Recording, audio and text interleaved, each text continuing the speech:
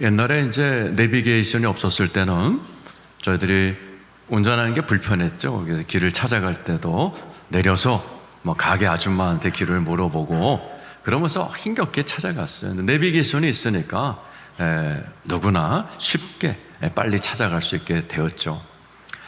우리 인생살이도 그런 내비게이션이 있으면 참 좋겠다.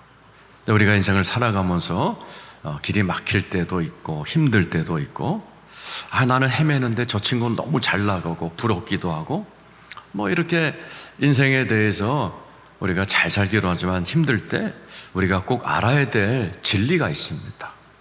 저 하늘나라에 여러분들을 위한 하나님의 설계도가 있고 주의 책에 여러분의 인생이 이미 기록되어 있다는 사실입니다.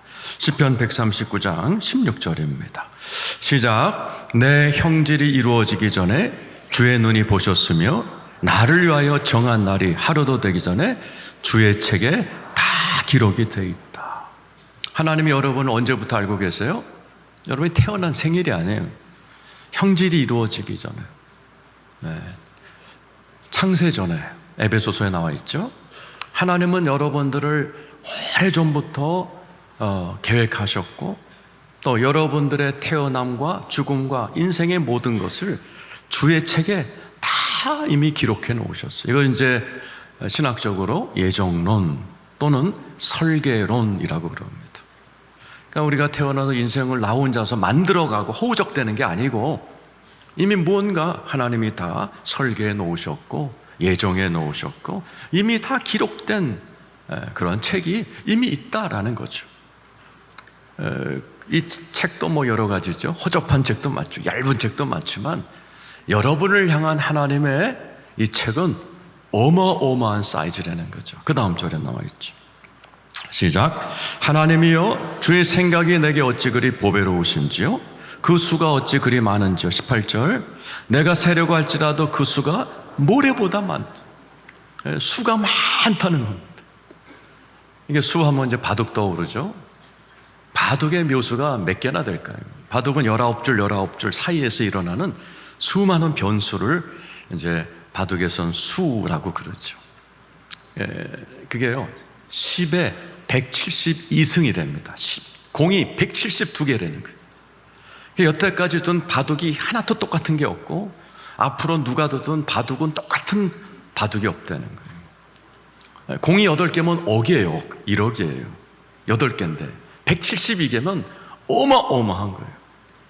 네, 하나님이 여러분을 향한 수는 그거보다 어마어마하다는 거예요. 여러분 몇 년 사셨어요? 19줄이 아니고 여러분의 날수 곱하기 하나님의 설계와 또 저와 여러분은 하나님의 뜻대로 안 살죠? 삐딱하게 삐지기도 하고 방학하기도 하고 불순종하기도 하고 이런 것들을 다 하나님이 계산해 넣으셔가지고 저와 여러분의 인생을 이렇게 설계해 놓으셨다는 거예요. 그것도 보배로운 인생으로 만드시려고. 그뿐만 아니라 18절에 놀라운 말씀이 있죠. 내가 세려고 할지라도 그 수가 모래보다 많도소이다. 내가 깰 때에도 여전히 주와 함께 있나니. 무슨 말이에요? 저와 여러분의 인생을 설계하신 그 주님이 내 안에 들어오셔서 내가 깰 때마다 매 순간마다 하나님의 영이 하나님의 뜻대로 내 인생을 만들어 가시도록 여러분 안에 일하고 계시다는 사실을 믿으시기를 축원합니다. 그래서 우리가 잘 사는 인생이라는 것은 뭐 비교해서 내가 그 사람 이기고 그런 저급한 인생이 아니에요. 하나님이 설계한 대로, 그걸 하나님의 뜻이라고 그러죠. 하나님의 뜻대로, 계획대로 내가 그 뜻대로 살아가면서 내 자리에서 내게 주신 가족들을 사랑하면서 내게 맡겨주신 교회에서 봉사하면서 내게 주신 직업 사명 잘 감당하면서 하나님의 주의 책에 맞춰서 그의 뜻대로 살아가는 것, 그것이 인생을 잘 살아가는 겁니다. 오늘 여러분에게 이런 말씀을 설명을 드리면서 여러분 남은 인생이 하나님의 책에 따라서 의미 있고 보배로운 그러한 사람들에게 감동을 주는 그런 인생 이야기를 여러분이 만들어 가시기를 예수의 이름으로 축원합니다. 무언가 하나님이 나를 향한 계획이 있다는 걸 모르는 사람은 자기 인생이건 자식의 인생이건 지멋대로 해석하고 지멋대로 삽니다.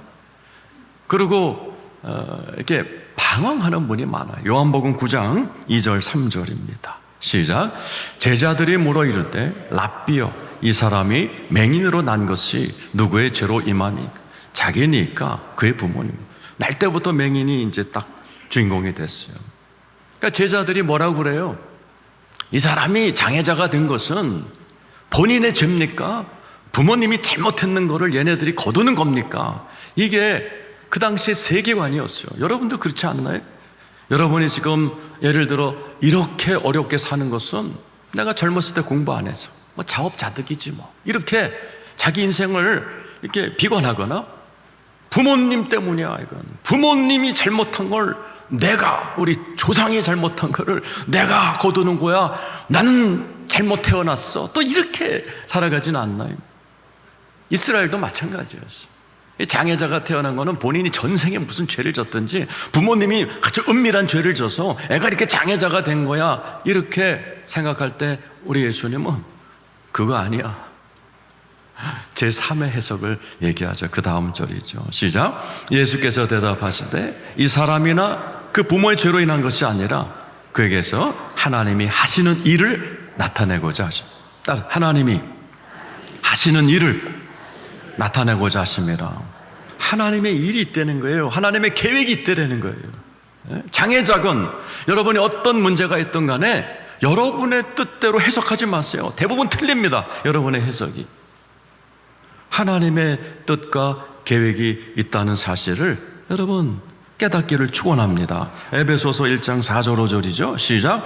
그 창세전에 그리스도 안에서 우리를 택하사 우리로 사랑 안에서 그 앞에 거룩하고 흠이 없게 하시려. 이제 예정론, 기독교의 예정론의 대표적인 성경 구절이요. 창세전에 저와 여러분 아버지 어머니 신혼여행 갔다 와서 여러분이 태어난 게 아니라는 거예요. 우연히 태어난 게 아니라 창세전에 하나님이 다 계획해 놓으셔서 저와 여러분이 이 자리에 있다는 거예요. 창세전에 그리스도 안에서 우리를 택하셨어요. 왜요? 우리를 흠없는 하나님의 자녀 만들려고 딱 책정하셨어요. 5절 시작. 그 기쁘신 뜻대로 우리를 예정하셨다라는. 저와 여러분은 우연히 태어난 사람이 아니에요. 예정하셨는데 태초에 예언하셨고 예정하셨고 저와 여러분을 향한 마스터 플랜을 다 갖고 계시고 상당히 수많은 수를 가지고 저와 여러분을 보배롭게 만드시기 위해서 작정하신 플랜이 있다라는 거죠. 2장 10절입니다. 한번 읽어보죠. 시작. 우리는 그가 만드신 바라 그리스도 예수 안에서 선한 일을 위하여 지으심을. 한번 따라서 우리는 그가 만드신 바라. 이게 마스터피스예요. 걸작품이에요. 우리 옆에 분에게 당신은 걸작품이다 한번 해보세요. 좀 진지하게 하시겠어? 여러분 표정이 꼭 불량품이에요. 그렇게 하는 것 같아요. 다시 한번 당신은 정말 걸작품이에요. 한번 해보세요.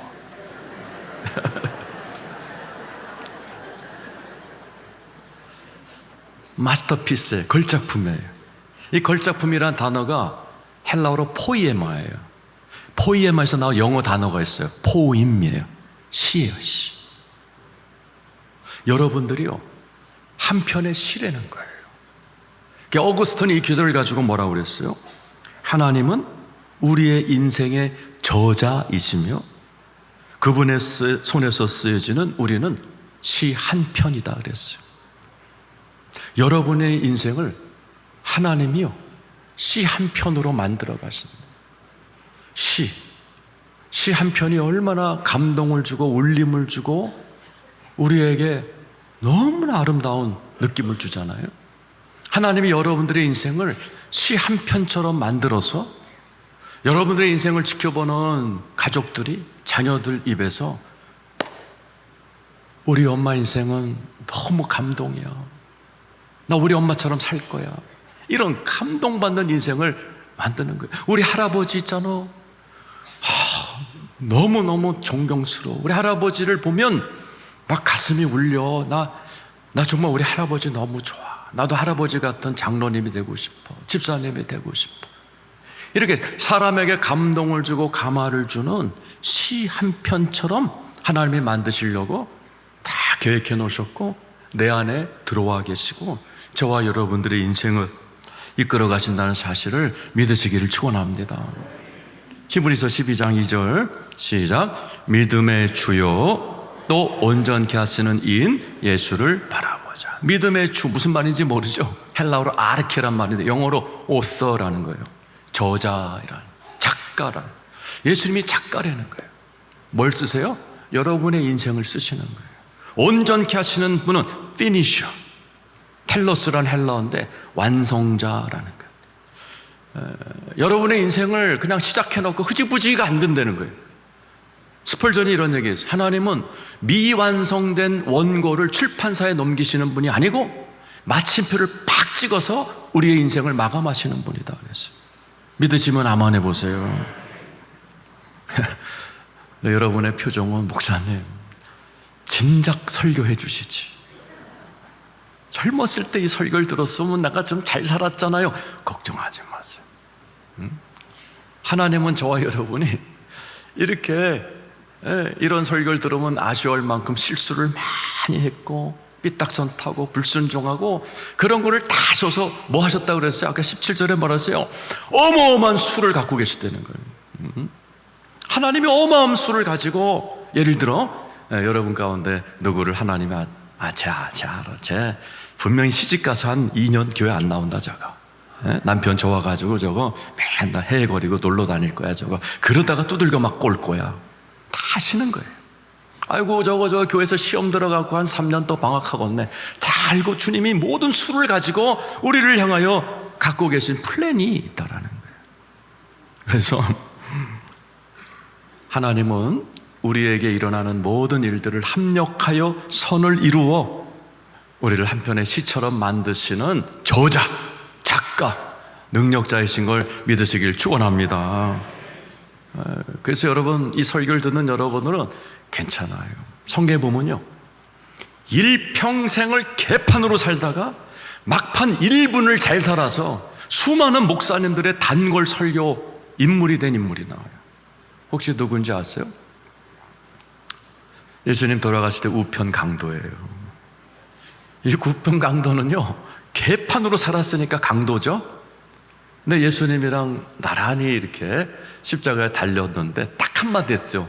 예수님 저를 불쌍히 여겨달라고 그 한마디 했거든요.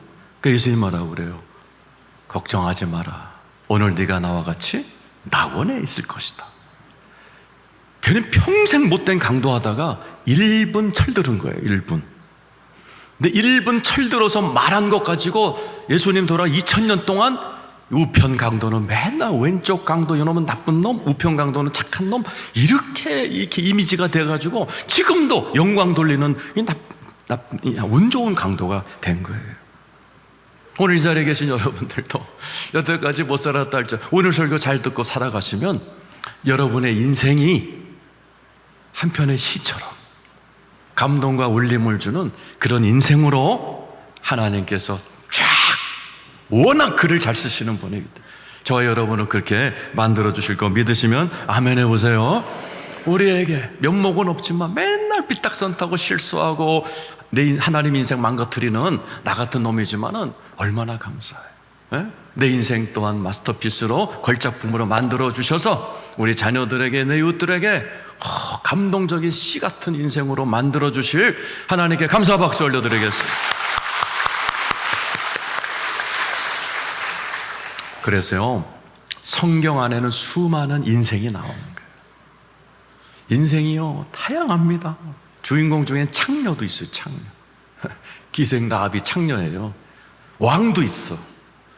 욥은요 하루에 자식 10명이 한꺼번에 죽었어요. 자식 죽은 날 재산 다 뺏겼어요. 자식 죽은 날 몸에 병 들렸어요. 자식 죽은 날 마누라가 욕하고 도망가 버렸어요. 이런 인생이 어디 있어요?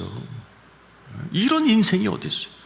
그래 그 인생도 하나님의 설계대로 하나님이 만져버리시니까 인류 역사상요 성경 인물 중에 가장 사람들에게 위로해주고 가장 사람들에게 따뜻한 마음을 넣어주는 책이 욥기입니다. 막 암 걸리고 자식 죽고 뭐 부도 맞고 이런 사람이 성경에 잘 나가는 사람 얘기 듣고 은혜 못 받아요. 욥기를 볼 때 난 자식 하나 죽어도 이렇게 고통스러운데 10명이 죽었네. 나 재산 일부만 부도 맞았는데도 힘든데 재산 다 없어졌네. 예? 욥을 보면서 위로받도록 욥의 인생을 설계하셨고 욥은 그대로 버텨냈고 욥은 지금까지 한 6,000년 동안, 욥이 죽은 지 6,000년 동안 하나님께 영광을 돌리는 시편 같은 아름다운 스토리의 주인공이 된 거예요. 다윗 보세요. 8번째 아들로 태어난, 학자들은 아버지가 바람 펴서 난 친자식 7, 왜 8번째 혼의 자식이라고 그런 얘기를 하는 걸 들었어요. 또 장가 잘못 갔죠? 가자마자 가정 해체되고 장인 때문에 장인이 계속 죽이려고 도며드니까 일생을 광야에서 살았어요. 이런 아파트에서 살고 뭐 월세 그 수준이 아니에요. 그냥 광야에서 운동장에서 텐트 깔고 사는 거예요. 말년에는 그것도 안 되니까는 굴에 가서 살았어. 여러분 가운데 굴에 사신 분 계세요? 기구하죠. 거기다가 또 유부녀랑 불륜을 저질렀네. 또 유부녀의 남편을 또 계획 살인도 했네. 여러분 다윗의 인생은 파란만만장합니다. 그런데 하나님이 다윗의 인생을 딱 잡았어요. 하나님의 묘수를 부리셔가지고 이스라엘 사람들 중에 제일 사랑받고 존경받는 게 다윗이에요. 하나님도 실수는 했지만 성경에 이렇게 써 있어요. 다윗이 그 불륜 외에는 내 마음에 합한 자다. 네? 이런 콩가루 같은 인생인데도 불구하고 하나님이 딱 잡으니까 한 편의 스토리처럼, 시처럼 다윗 그러면 실수에도 불구하고 다 사랑하는 이름이 됐고 세계에서 제일 많은 이름이 다윗이에요. 저도 영어 이름이 데이빗 리예요. 여러분의 인생은 또 어때요? 이런 담임 목사니까 이렇게 쭉 보잖아요. 지금 자식을 잃어버린 분 계세요. 잘 살았다가 대리기사한 분도 계세요. 굉장한 100평 아파트에 사셨는데 대리기사한 분도 계세요. 우리 교인 중에. 여러분 왜 이런 스토리를 허락하셨어요? 다양한 스토리 여러분이 갖고 계세요. 왜 그래요? 하나님 위해 설계하고 계신 거예요. 그리고 저와 여러분의 인생을 오늘 말씀처럼 하나님의 책을 의식하고 내 안에 와 계신 그 책의 시행자이신 성령님의 도움을 받으면서 여러분의 인생이 시처럼 아름다운 스토리가 되어서 아픔을 겪고 있는 많은 사람들에게 감동을 주고 간증이 되고 위로가 되는 그런 멋진 인생을 하나님이 만들어 가고 계시다는 사실을 믿으시기를 축원합니다. 그 인생을 보면 감동을 주는 인생이 있어요. 또 감동을 못 주는 인생이 있어요. 저는 언젠가부터요, 나랑 동갑내기인 사람들을 이렇게 살펴보는 습관이 생겼어요. 저랑 동갑 중에 연예인들, 또 기독교인들, 성명희 씨라고 있어요. 저 동갑이에요. 뇌성마비 시인, 여러분이 잘 아는 나 가진 재물 없으나 공평하신, 저는 이분을 자주 만났거든요. 온몸이 흐느적거리는 시인이지만은 너무나 아름다운 시를 쓰는 시인이에요. 얼마 전에 신문에 이제 드디어 휠체어 탔더라고. 머리도 하얘져서 나처럼 돼버렸어요. 그러나 그분은 이번에도 시집을 냈어요. 하나님의 나라. 그래서 나도 하나님 나라 시리즈 설교하는데 송명희도 하나님 나라 시리즈 시를 냈네. 그러면서 참 감동이 돼요. 근데 나랑 동갑 중에 영화 배우 있어요. 탐 크루즈라고 혹시 아세요? 아주 기분 나쁜 애예요. 나랑 동갑인데 얼마나 이렇게 날씬하고 나는 이게 자꾸 나오는데 걔는 자꾸 들어가고 아주 기분 나빠.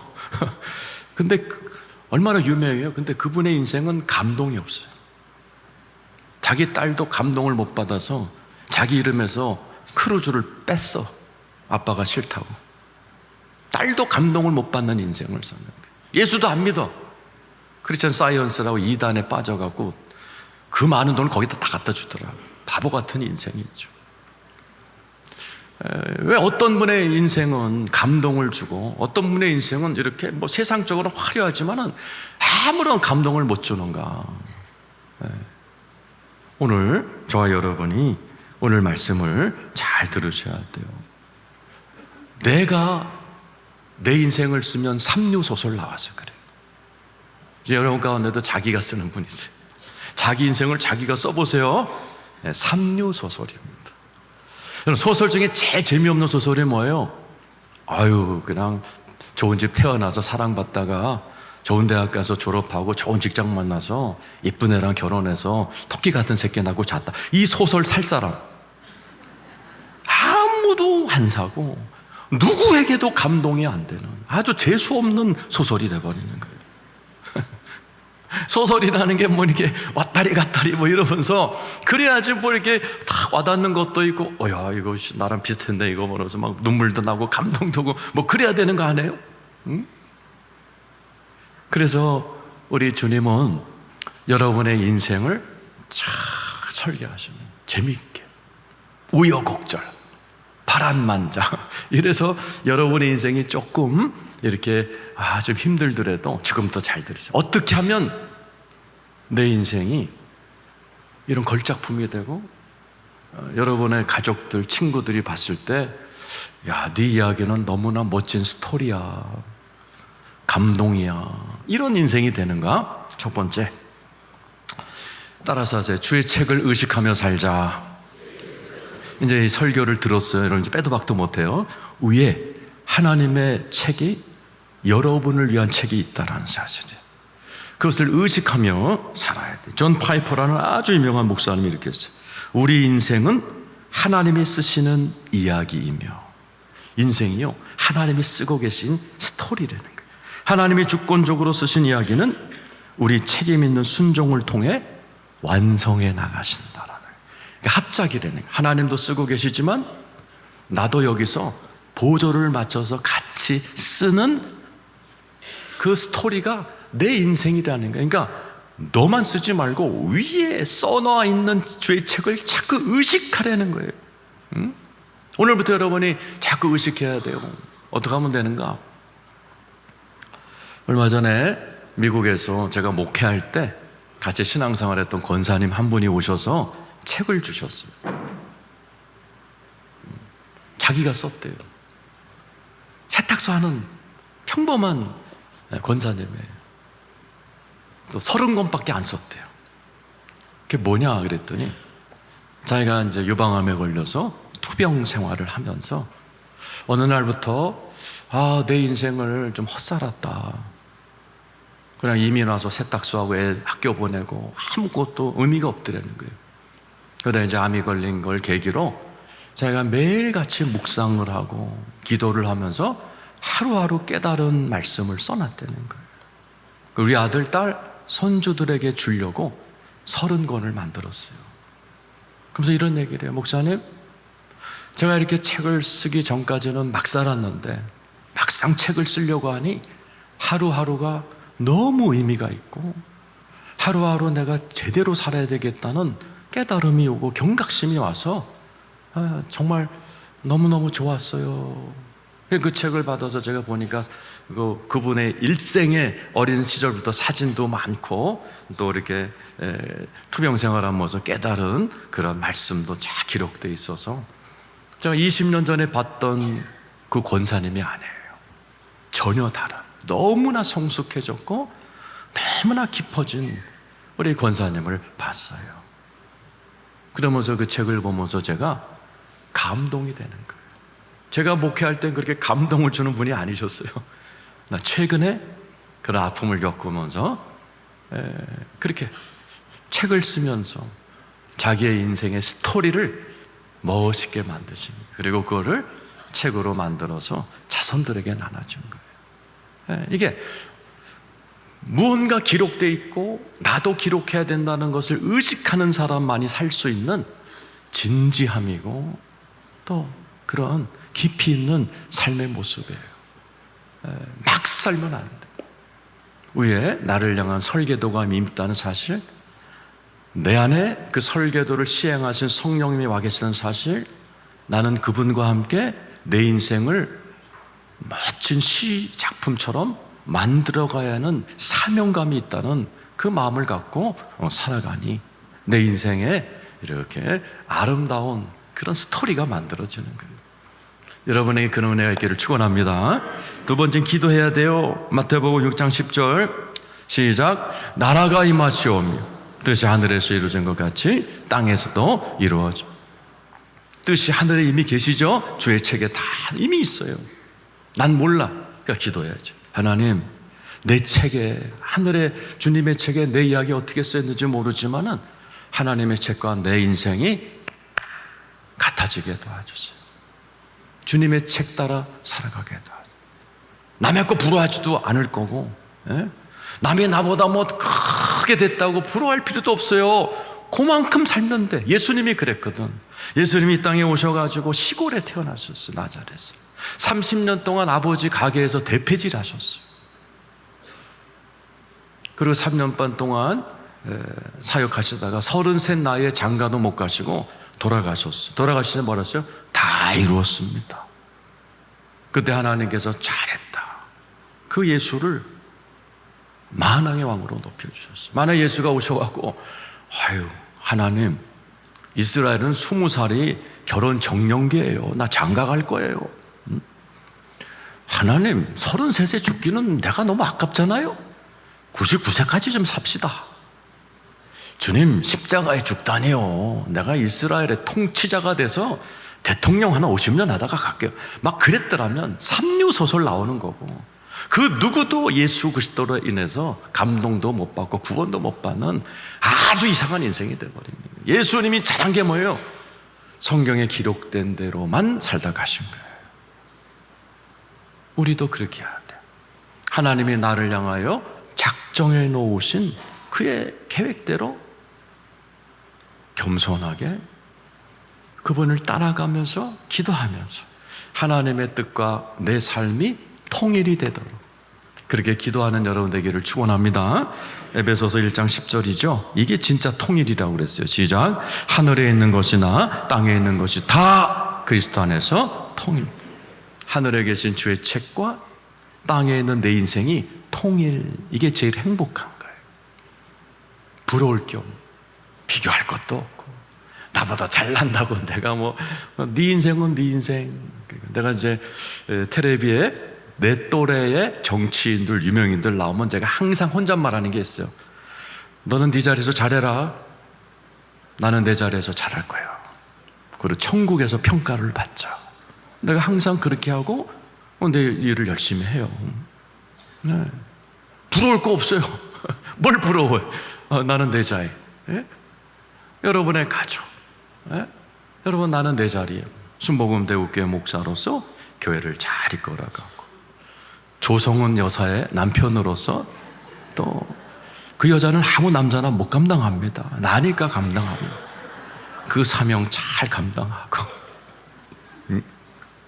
우리 집사람이 없으니까 또 이런 얘기를 또 하는 게. 세 번째, 성령의 인도함을 받아야 돼요. 고린도전서 2장 9절 10절 시작. 기록된 바 하나님이 자기를 사랑하는 자들을 위하여 예비하신 모든 구주, 주의 책으로 다 써놓은 것은요, 눈으로 보지 못해요. 귀로 듣지 못해요. 사람의 마음으로 생각도 못해요. 그래서 하나님이 써놓은 걸 내가 어떻게 알아요? 사도 바울도 아예 모르겠다 그러죠. 근데 이거를 본 사람이 있어요. 딱 우주에 한 명이 봤어요. 10절에 나와요. 시작. 오직 하나님의 성령으로 이것을 우리에게 보이셨으니 성령은 모든 것 곧 하나님의 깊은 것까지도 통달하셨다. 성령님이 통달하셨어요. 뭐를? 영어 사전을 통달하신 게 아니라 주의 책을 통달하신 거야. 내 인생에 주의 책에 써있는 분량을 통달하신 분이 성령님이시고, 그 성령님이 우리 안에 와 계십니다. 우리 안에서, 야, 내가 주의 책을 봤는데 너 이거 하면 안 돼. 너는 이거 해야 돼. 성령님이 그거 하는 거예요. 우리는 그 인도하심에 순종만 하면 되는 거예요. 사도 바울이 있었어요. 사도 바울은 자꾸 아시아로 가려고 그래요. 사도행전 16장에 보면 계속 아시아로 가려니까 그때마다 뭐예요? 성령님이 막으시고 성령님이 막으시더라 이렇게 나와요. 근데 바울은 참 순종적이라서 그때마다 순종해요. 아시아로 한 거예요. 그랬더니 성령님이 환상을 보게 해요. 유럽 사람, 마게도니아 사람이 나타나서 건너와 우리를 도우라 그랬더니 유럽으로 트는 거예요. 학자들이 이런 얘기를 해요. 만약에 사도 바울이 아시아로 갔다면 꽃도 못 피고 죽었을 것이다. 왜요? 하나님은 바울을 유럽 용으로 태어나게 하셨고 유럽 언어인 라틴어, 유럽에 필요한 로마 시민권, 로마의 공용어인 헬라어에 능통하게 이미 다 예비해 놓으셨어요. 무슨 아시아로 가서 중국어를 해요, 뭐 일본어를 해요, 뭐 아무것도 모르는 바울이 고집을 피우고 아시아로 갔으면 꽝이죠. 근데 성령이 막으시니까 아멘하고 유럽으로 떠날 때 토인비라는 역사학자가 그래요. 바울이 탄 배가 유럽에 딱 닿는 순간 유럽 대륙이 영적 진동으로 막 지진이 일어났다. 어마어마한 교회를 세우고 역사를 일으키는 자기의 사명을 잘 감당하고 로마에서 교수형 당해서 또 순교를 하잖아요. 오늘 이 자리에 계신 여러분 속에는 주의 책에 통달하신 분이, 여러분의 인생을 이미 보고 오신 분이 들어와 계신 거예요. 여러분이 할 건 뭐예요? 성령님이 여러분에게 저걸 보고 오셨기 때문에 계속 여러분에게 뭔가를 푸시할 거예요. 야, 너 주의 책에 보면 넌 성가대 해야 돼. 응? 너는 교사를 해야 돼. 교회에서도 자꾸 여러분을 이렇게 푸시해요, 성령님. 왜? 주의 책에 기록되어 있으니까. 저는 대학 졸업하고 은행 다녔지만은 은행을 갈 때마다 통근차를 탈 때마다 이 속에서 이 자리는 네 자리가 아니야. 출근할 때마다 이 자리는 네 자리가 아니야. 이 자리는 네 자리가. 너무너무 힘들더라고. 그러면서 계속 하나님이 저에게 신학 가도록 권면했고 제가 버티다가 순종했고 지금 이 자리까지 왔어요. 각자의 하나님의 플랜을 알고 계신 성령님이 여러분 한 분 한 분을 향해서 계속 인도하시는 거예요. 때로는 여기 네 자리가 아니에요. 이렇게도 말씀하시고 너는 이걸 꼭 해야 돼. 이렇게 말씀하시기도 하고 저와 여러분 거기에 순종하시면 되는 거예요. 서울대학교 미대 교수님의 간증 제가 전에도 했었지만 요즘 새로운 성도들이 많이 오기 때문에 또 한번 해드릴게요. 오늘 말씀이랑 맥락이 맞아서 그렇습니다. 이분은 참 일찍 서울대학 교수가 되셨어요. 교회에서 일찍 장로가 되세요. 만사 형통이죠. 근데 결혼했는데 아들이 뇌성마비가 태어나는 거예요. 뇌성마비라는 의사의 판정을 듣고 나서 하나님께 이렇게 기도했대. 하나님, 배달사고요, 배달사고. 옆집에 태어날 애가 왜 우리 집에 태어났습니까? 그리고 쳐다도 안 봤대. 자식을 쳐다도 안 봤대. 그리고 화가니까 작품 핑계대고 막 파리로 뭐 유럽으로 돌아다니기. 어느 날도 파리에 가서 그림을 그리고 와서 낮잠을 자는데 갑자기 가슴에 뭐가 물컹하고 이미 2살이 된 아들이 자기 배에 기어 올라와서 자기를 보고 어뽀 그러더라는 거예요. 그 아빠라는 그 1초도 안 되는 순간에 성령님의 수만 마디를 들었대요. 너 화가라며? 화가는 화려한 물감만 쓰냐? 검정색도 쓰고 회색도 써야지. 내가 여태까지 네 인생에 화려한 색깔만 썼어. 일찍 교수되고 일찍 장로되고 화려한 색깔만 썼지만 내가 이제 너의 인생에도 검정 색깔, 회색을 쓸 때다. 그러나 두고 봐라. 너 화가니까 이 모든 색깔이 조합을 이루어 네 인생 끝자락에는 네 인생이 아름다운 그림처럼 되어 있을 거야. 그게 그냥 순식간에 밀려왔대, 그 생각을. 그러면서 막 눈물로 회개하고 2년 만에 자기 아들을 처음 끌어안았다는 거예요. 그리고 지금은 자기 아들이랑 그렇게 친한 친구가 돼서 너무너무 행복하게 아들과 살고 있다는 얘기를 들은 거예요. 그러니까 하나님의 책과 뜻을 아는 사람은 장애자인 자녀마저도 끌어안고 이렇게 행복할 수 있는 거고, 이런 걸 모르는 사람은 배달 사고요, 배달 사고요, 나는 쭉쭉빵빵 해야 되는데 왜 이딴 게 와요, 그러면서 스스로 자기가 자기 인생을 망쳐버리는, 삼류소설로 만들어버리는 거죠. 오늘 말씀을 정리합니다. 하나님은 여러분의 인생을 아름다운 시처럼 감동을 주고 의미가 있는 그런 아주 아름다운 인생으로 만드셔서 여러분의 가족들, 자손들, 친구들, 이제 여러분 여기 계신 어르신들이 떠나가면 후배들이, 저 장로님의 인생은 너무 감동이야, 정말 예수님 같으신 분이야, 나도 닮고 싶어. 여러분 가정에서는 손녀, 손자가 우리 할아버지, 할머니, 난 너무 할아버지 그립다, 그 인자하신 모습, 나 너무 나도 그렇게 늙고 싶어, 이런 소리를 듣는 스토리의 주인공을 만들기를 원하시는 거예요. 아직 늦지 않았어요. 우편의 강도는 죽기 1분 전에 해도 그렇게 인생이 멋있게 수많은 설교의 그런 주제가 되는 인생이 되잖아요. 오늘 말씀을 드리는 여러분, 이제 하늘에 책이 있다는 사실을 의식하고 하루하루 기도하면서 성령의 인도함을 잘 받으시는 저와 여러분 되시기를 예수의 이름으로 축원합니다.